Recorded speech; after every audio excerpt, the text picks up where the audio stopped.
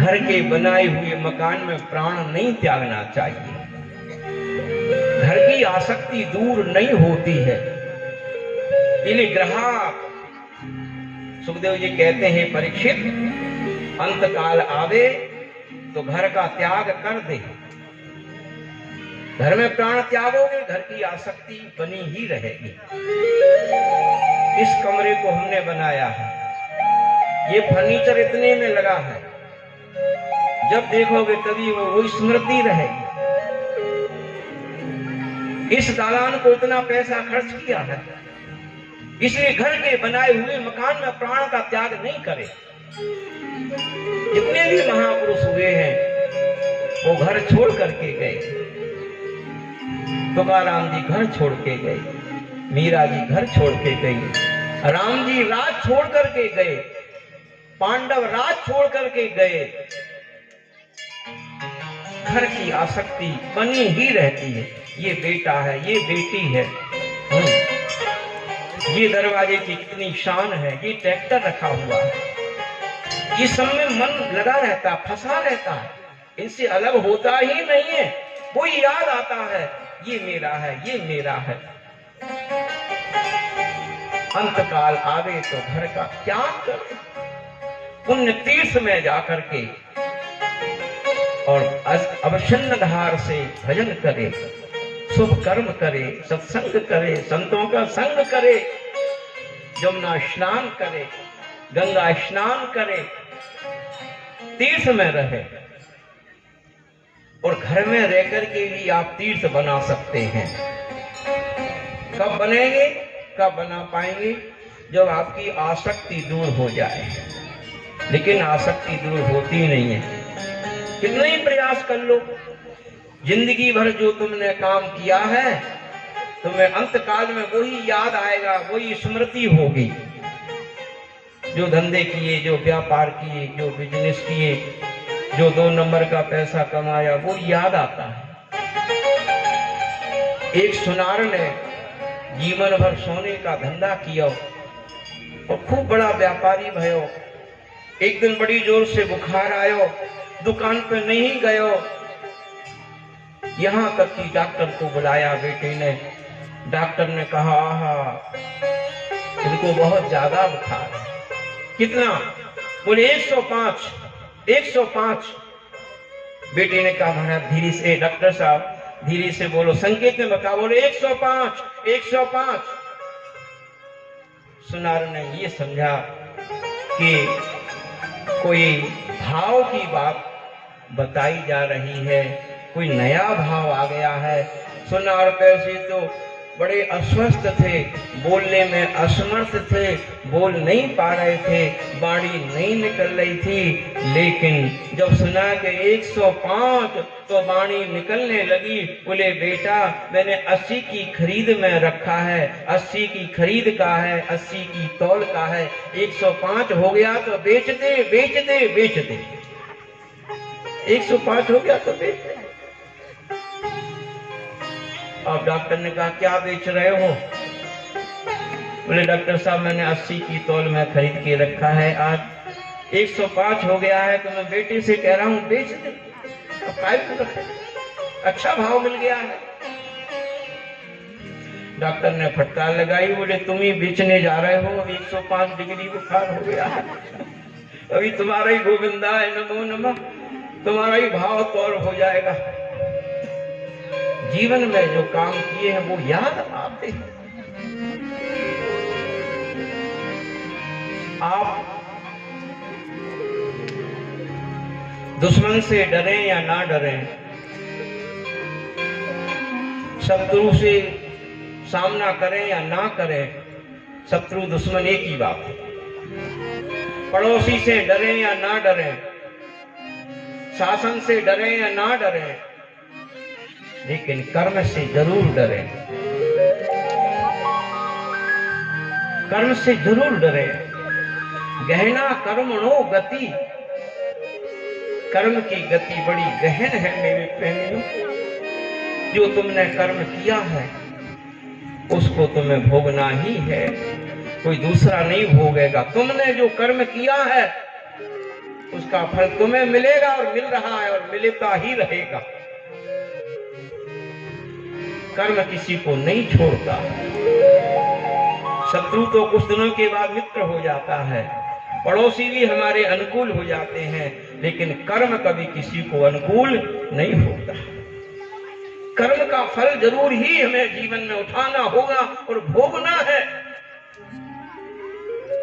एक राजा थे, राजा के इकलौते राजकुमार थे, मंत्री भी थे। मंत्री सारा काम संभालते थे। एक दिन मंत्री के मन में राज का प्रलोभन आया कि राजकुमार नहीं होते तो राजा का मंत्री मैं हूं और मंत्री के बाद मुझे ही राजा पूरा राज देके जाते हैं। लेकिन क्या राजा के पास तो राजकुमार है, राजा राजकुमार को ही उत्तराधिकारी बनाएंगे, मुझे उत्तराधिकारी नहीं बनाएंगे, तो क्या करूं? मंत्री के मन में पाप का उदय हुआ और उसने एकांत में जाकर के राजकुमार को मरवा दिया। राजकुमार का शरीर छूट गया और मरवा करके मंदिर के पास ही उनके शरीर को छुड़वा दिया झाड़ियों में। इधर धीरे धीरे राजा को पता लगा राजकुमार मारे गए। मंत्री बोले जी महाराज। राजन बोले मेरे राजकुमार को मारने वाला मेरे राज्य में पता लगाओ। मंत्री बड़ा चाणक्य था। मंत्री ने पता लगाया और राजा से निवेदन किया, महाराज राजकुमार को मारने वाला और कोई नहीं है, यहीं का मंदिर का पुजारी जिसने किसी लोभवश राजकुमार को मार करके हत्या करके फूलों की झाड़ियों में डाल दिया। राजा ने कहा मेरे मंदिर के पुजारी ने? हाँ महाराज। क्या करें? महाराज क्या करो, आप निर्णय दो, आप राजा हैं, प्राणदंड दे दो। राजा ने बड़ी बुद्धि से विचार किया,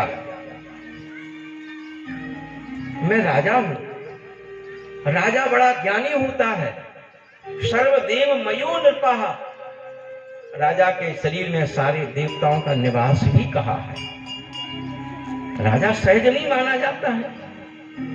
राजा ने विचार किया कि मेरे राजकुमार को मारने वाला पुजारी तो नहीं हो सकता है, कोई और ही है जिसने मेरे राजकुमार को मारा है, लेकिन पता नहीं लग पा रहा है मंत्री के कारण। मंत्री ने ऐसा षड्यंत्र रचाया कि कोई जान ही नहीं सका। राजन क्या पुजारी को दंड दिया जाए, प्राणदंड? राजा ने कहा नहीं, ब्राह्मण को प्राणदंड नहीं देना चाहिए। गौर ब्राह्मण को संत को प्राणदंड देना बहुत बड़ा अपराध होता है। दंड देने का विधान बताया है, घर से निकाल दो, पूजा ले लो, देते हो वो बंद कर दो, लेकिन प्राणदंड मत दो। राजा बुद्धिमान थे, उन्होंने कहा ऐसा करो मंत्री, मेरे राजकुमार को मारने वाले पुजारी के हाथ पैर काट दो और जीवित रहें। ऐसा ही कर दिया, हाथ पैर कट गए और तब भी रहस्य नहीं खुला। पुजारी नित्य आरती करता, बगीचे में से जाकर के फूल लाता, चंदन घिसकर के ठाकुर जी को लगाता। आज वो सारी सेवाएं छूट गई, सारी सेवाएं कम हो गई, कर ही नहीं सका। तो मंदिर में जाकर के ठाकुर जी के सामने अश्रुपात करता हुआ और रोने लगा। ढांढस नहीं हो रहा है, और एक ही बात से उसके अश्रु टपक रहे हैं, अश्रुओं की धारा बह रही है कि हे ठाकुर जी, इन हाथों से मैं आपको फूल लाया करता, इन हाथों से मैं आप भोग की थाली लाता, इन हाथों से मैं आपकी सेवा करता, आरती करता। इन हाथों ने कौन सा अपराध किया है? मुझे ऐसा दंड क्यों मिला? मैं अधिकारी क्यों हो गया दंड का? मैंने अपराध नहीं किया और मुझे अपराधी मान लिया गया। एक दिन वो पुजारी जी डोला में बैठ करके अपने गुरु के पास गए, गुरु से जाकर के निवेदन किया। गुरु उस समय नहीं थे, गुरु माता थी। गुरु माता बड़ी कर्कशा थी। जैसे ही पुजारी पहुंचे तो दो बातें पुजारी को बड़ी कटु सुनाई। जैसो तेरो गुरु जैसे ही तू, निकम्मा तू है और तेरा गुरु भी निकम्मा है। बेचारे लौट करके आ गए। फिर समय पाकर के डोला में बैठ करके गुरु के पास गए तो आज गुरु जी मिल गए। कहो बेटे। बोले गुरु जी बताइए, मेरा ये अपराध, मैंने अपराध नहीं किया तो मेरे हाथ पैर काट दिए गए हैं, क्या कारण है? बोले तुमने इस जन्म में तो अपराध नहीं किया, लेकिन पूर्व जन्म में तुमने किसी को, गौ को मारा था, गौ के हाथ पैर काटे थे। उस गौ ने शाप दिया था कि जब तू मनुष्य का शरीर प्राप्त करेगा उस समय तेरे भी हाथ पैर काटेगा।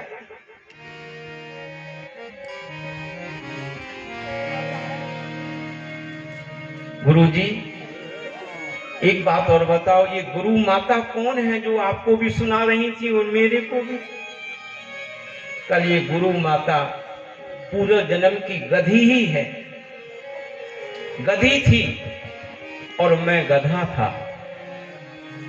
ये जब गधी थी तो एक कौआ बनकर के मैं स्वयं कभी गधा बनता, कभी कौआ बन जाता। जब मैं कौआ बना तब उसके पीठ में जाकर के टोंचता था, ऐसे बार बार पीड़ा पहुंचाता था। उस पीड़ा से ये बड़ी दुखी होती थी और कहती कभी न कभी मैं तेरा बदला लेके रहूंगी। तो मैंने जब गधी बनी थी तब कौआ बनकर के इसको टोंचा है, आज ये मेरी पत्नी बनकर के मुझे टोंच रही है, ये बदला ले। गहना कर्मणु गति, कर्म की गति बड़ी गहन होती है। कर्म किसी को छोड़ता नहीं है। परीक्षित,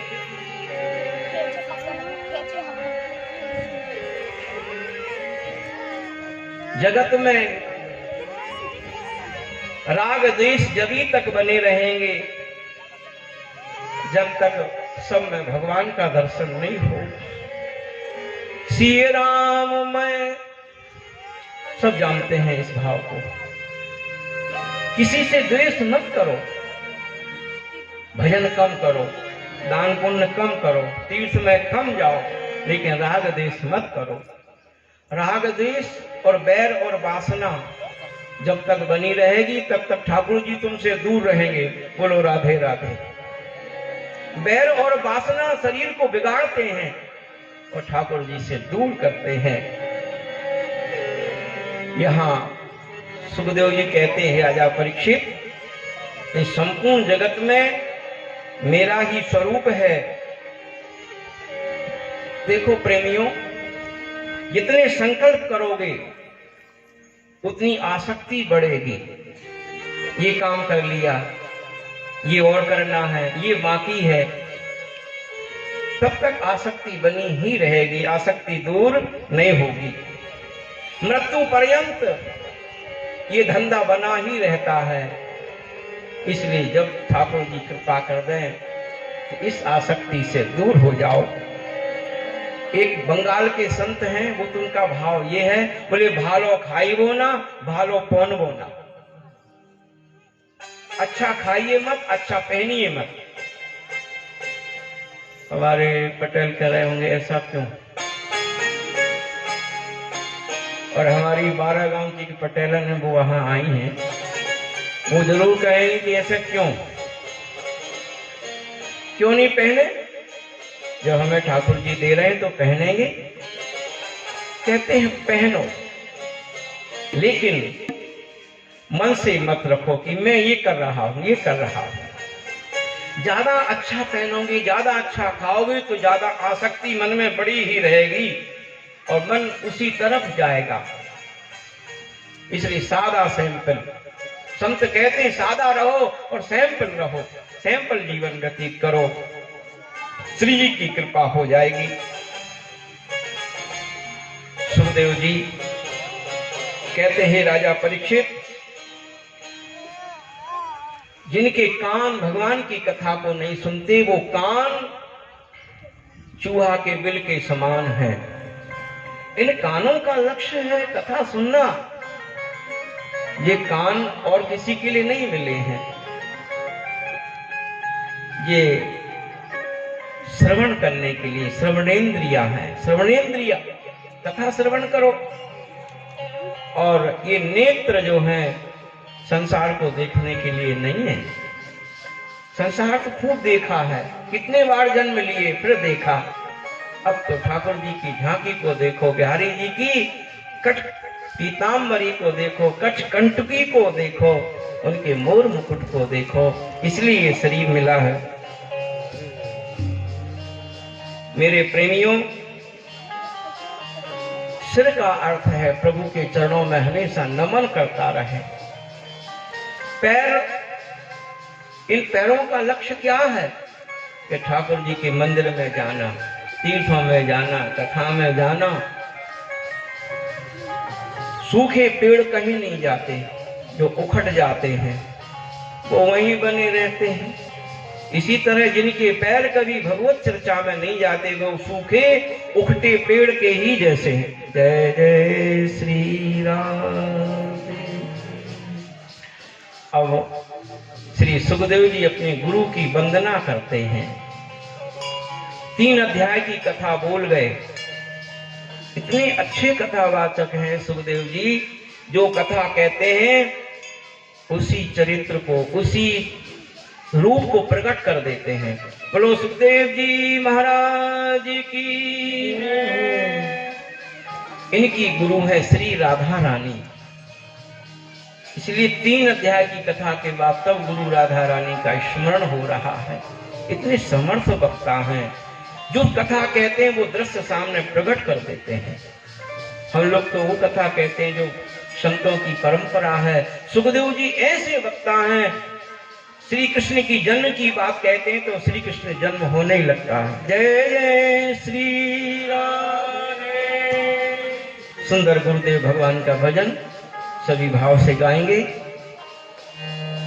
मेरे प्यारे सतगुरुदेव काग से हंस बनाते हैं। मेरे प्यारे सतगुरुदेव हंस बनाते हैं। मेरे प्यारे सतगुरुदेव काग से हंस बनाते हैं। मेरे प्यारे सतगुरुदेव काग से हंस बनाते हैं। काग से हंस बनाते हैं, काग से हंस बनाते हैं। काग से हंस बनाते हैं, काग से हंस बनाते हैं। मेरे प्यारे सतगुरुदेव काग से हंस बनाते हैं। मेरे प्यारे सतगुरुदेव काग से हंस बनाते हैं।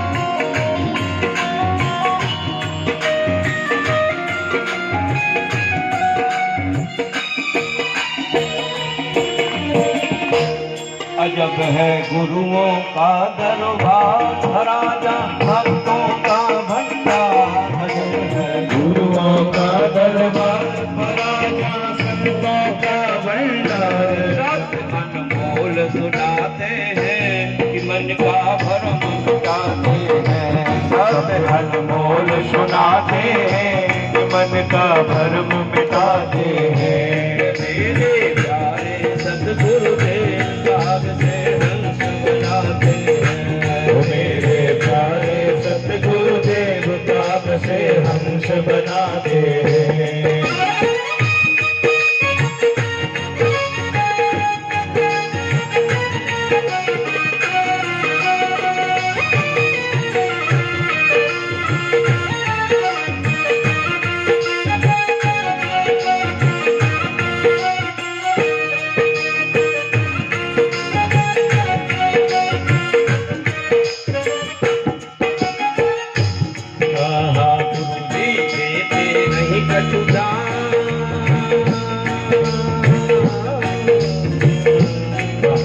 गुरुजी लेते नहीं कटु ज्ञान, जीव को करते ब्रह्म समान। गुरुजी लेते नहीं कटु ज्ञान, जीव को करते ब्रह्म समान। वो अमृत खूब पिलाते हैं, मन की प्यास बुझाते हैं। वो अमृत खूब पिलाते हैं, मन की प्यास बुझाते हैं।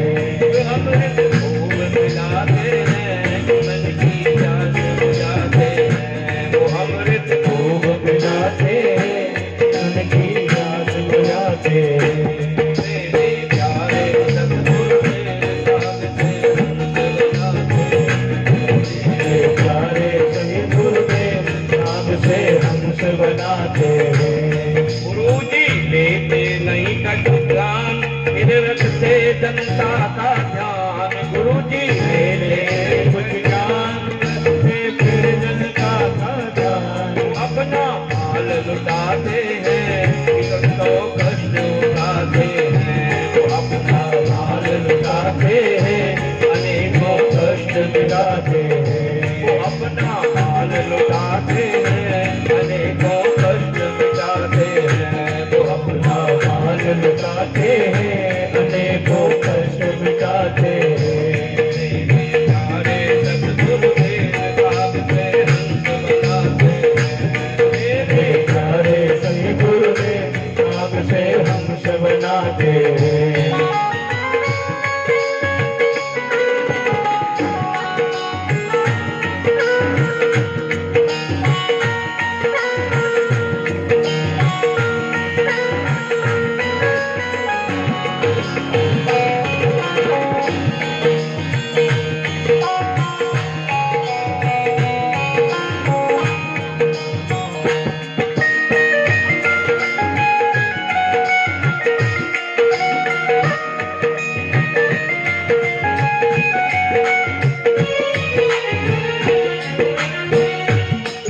कर लो गुरु चरणों का ध्यान, तुमसे करते भक्त बयान। कर लो गुरु चरणों का ध्यान, तुमसे कर दे भक्त बयान। कर लो गुरु चरणों का ध्यान, तुमसे करते भक्त बयान। कर लो गुरु चरणों का ध्यान, तुमसे कर दे भक्त बयान। सारे दुख मिटाते हैं, भव से पार लगाते हैं। सारे दुख मिटाते हैं, भव से पार लगाते हैं।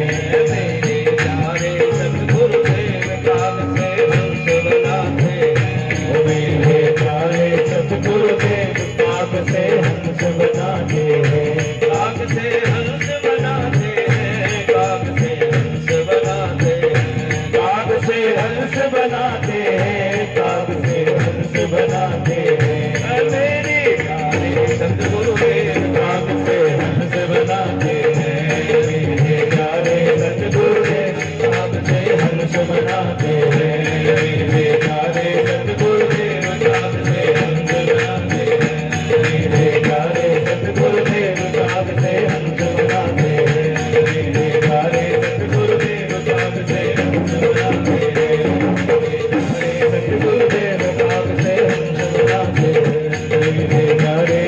गुरुदेव काग से हंस बनाते हैं, काग से हंस बनाते हैं, काग से हंस बनाते हैं, काग से हंस बनाते हैं, काग से हंस बनाते हैं। सदगुरुदेव भगवान की। लोग कहते हैं भागवत में राधा नाम नहीं है, ऐसा कोई अध्याय नहीं है, ऐसा कोई श्लोक नहीं है जिसमें राधा जी का नाम ना हो। श्री कृष्ण श्लोक है और उसका जो अर्थ है वो श्री राधा रानी ही है। बिना राधा रानी के तो कृष्ण का चरित्र अधूरा ही है। जहाँ राधा है वहाँ कृष्ण है, और जहाँ कृष्ण है वहाँ राधा जी निरंतर रहती है। कन्हैया जो भी लीला करते हैं तो श्याम सुंदर सबसे पहले श्री जी का सहयोग लेते हैं, और श्री जी कृपा कर देती हैं तो सब लीलाएं हो जाती हैं। बिना श्री जी के कोई भी काम नहीं है। आगे कहते हैं विदुर जी ने घर का त्याग किया। 7 कारण हैं। घर के परिवार में लोग अनुकूल नहीं हो, भजन करने वाले नहीं हो, नीतिवान नहीं हो, भूल गए हो, भटक गए हो, तो ऐसे लोगों को छोड़ देना चाहिए, घर का त्याग कर देना चाहिए। परिवार को भी छोड़ दे, पिता को छोड़ दे, मैया को छोड़ दे। जो विमुख हो, भगवत भजन से हमको दूर करे, हमें धाम में ना जाने दे, कथा में ना जाने दे, काम में ही लगा रहे, ऐसे लोगों की बात को नहीं माने। विदुर जी ने मंत्री थे बहुत बड़े, मंत्री पद का त्याग किया, दुर्योधन को मंत्री पद का इस्तीफा दे दिया। लो दुर्योधन, मैं तुम्हारे मंत्री पद का भूखा नहीं हूं, तुमने मेरी बात नहीं मानी। 7 बार विदुर जी ने दुर्योधन को मनाया। पहली बार कहा पांडवों के लिए जहर मत खिलाओ, पांडवों को जहर दिया। दूसरी बार पांडवों को लाक्षागृह में लगाया गया, दुर्योधन ने मना किया। भरी सभा में द्रौपदी का अपमान हुआ, विदुर जी ने मना किया। जुआ खेला गया, मना किया। ऐसे 7 कारण हैं।